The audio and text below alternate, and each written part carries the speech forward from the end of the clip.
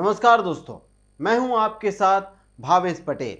तारीख 6 दिसंबर 1992 ये वो तारीख थी जिस दिन बाबरी मस्जिद के गुंबद को ध्वस्त किया गया था और इसी दिन से शुरू हुआ था बीजेपी का सबसे बड़ा एजेंडा राम मंदिर निर्माण का। लेकिन आज भी कई लोगों के मन में ये सवाल आता है कि आखिरकार श्री राम जन्मभूमि पर बाबरी मस्जिद कहां से आई और इसे किसने बनवाया था, इसका उद्देश्य क्या था।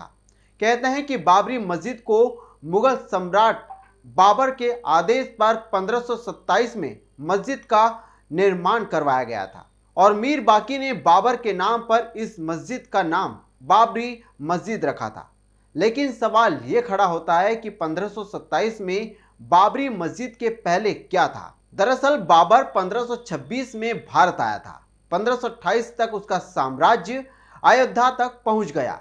इसके बाद बाबर ने हिंदू मंदिरों को तोड़ना शुरू किया और इन्हीं मंदिरों में एक मंदिर था भगवान श्री राम का, जो कि अयोध्या में था, अयोध्या का, जिसे बाबर ने ध्वस्त कर दिया और वहां पर मंदिर की जगह मस्जिद का निर्माण करवाया। सन 1528 में अयोध्या में भगवान श्री राम के मंदिर का मुगल आक्रांता बाबर द्वारा तोड़ा जाना ऐसी ही एक अक्षम्य घटना थी जिसने सीधे भारत के सम्मान और आत्मा पर चोट की।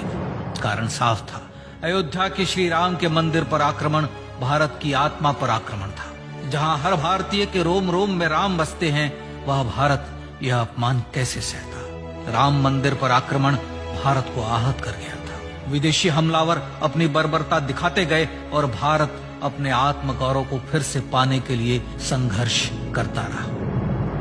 भारत रामलला के जन्म स्थान पर बाबर के नाम पर बने एक ढांचे को देखता और उसे हटाने का संकल्प लेकर शक्ति संजोया करता। हिंदू समाज आत्मसम्मान के रण में डटा रहा और लगातार हमलावरों द्वारा बनाए गए बाबरी ढांचे को हटाने के लिए लड़ता रहा। सरयू कई बार रक्त से लाल हुई। कभी स्थानीय शासकों ने तो कभी साधु संतों और राम भक्तों ने राम जन्मभूमि की मुक्ति के लिए अपने प्राणों की आहुति दी। 74 बार युद्ध हुए। हम कुछ मोर्चे हारे, पर रण जीतने का संकल्प कभी कम नहीं हुआ। हिंदू समाज तलवारों से रक्त रंजित हुआ, पर उसने हार नहीं मानी। उसका संकल्प अजेय था। अयोध्या का इतिहास कई हजारों साल पुराना है और इन्हीं हजारों सालों में अयोध्या के अंदर कई सौ हजार मंदिर बनाए गए, जिसका जिक्र आज भी वेद पुराणों में किया गया है। पुराने समय में यानी मीर बाकी ने मस्जिद बनाने के 330 साल बाद 1558 में परिसर में हवन पूजन करने को लेकर एक एफआईआर दर्ज हुई और यहीं से शुरुआत हुई राम मंदिर विवाद की। 134 साल चली कानूनी लड़ाई 9 नवंबर 2019 को सर्वोच्च न्यायालय के फैसले से खत्म हुई। जून 1991 में उस समय के मुख्यमंत्री कल्याण सिंह ने कहा था कि भाजपा सरकार का मस्जिद गिराने का कोई इरादा नहीं था। उन्होंने कहा था कि वह चाहते थे कि मस्जिद को बस यहां से शिफ्ट किया जाए। हालांकि सीबीआई चार्जशीट में लिखा गया था कि यूपी के मुख्यमंत्री रहते हुए 1991 में कल्याण सिंह ने कहा था कि अयोध्या में राम मंदिर बनकर रहेगा। साथ ही उन्होंने ये भी कहा था कि रोक कंस्ट्रक्शन पर लगी है, डिस्ट्रक्शन पर नहीं। बात 1992 की है। 6 दिसंबर को विश्व हिंदू परिषद के कार्यकर्ताओं और कार सेवकों द्वारा विवादित राम जन्मभूमि पर पूजा होनी थी।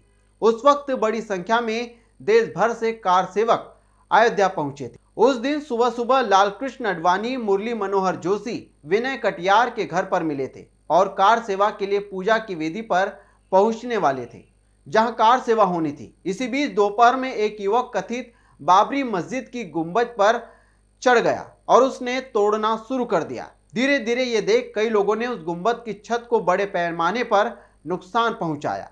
इस घटना से देश और दुनिया में हड़कंप मच गया। उस वक्त कल्याण सिंह उत्तर प्रदेश के मुख्यमंत्री थे, जबकि पीवी नरसिम्हा राव देश के प्रधानमंत्री थे। बाबरी मस्जिद ढह जाने के बाद नई दिल्ली से लेकर लखनऊ और अयोध्या तक फोन की घंटियां बजने लगी। प्रधानमंत्री कार्यालय ने सीधे हस्तक्षेप करते हुए अयोध्या के वरिष्ठ अधिकारियों से विवादित स्थल पर अर्धसैनिक बलों का इस्तेमाल करने का आदेश दिया।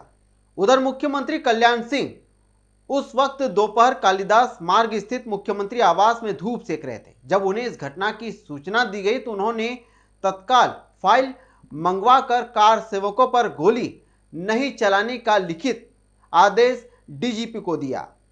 हेमंत शर्मा की पुस्तक अयोध्या का चश्मदीद में इस बात का उल्लेख है कि किताब में लिखा गया है कि कल्याण सिंह ने 6 दिसंबर 1992 को अयोध्या में घटी घटना की जिम्मेदारी खुद अपने ऊपर ले ली। जब लेखक ने कल्याण सिंह से इस बाबत सवाल किया तो कल्याण सिंह का जवाब था, इसकी जिम्मेदारी मैं अपने ऊपर उठाता हूं। अगर ढांचे पर से कार सेवकों को हटाने के लिए गोली नहीं चली तो इसके लिए कोई अफसर जिम्मेदार नहीं है।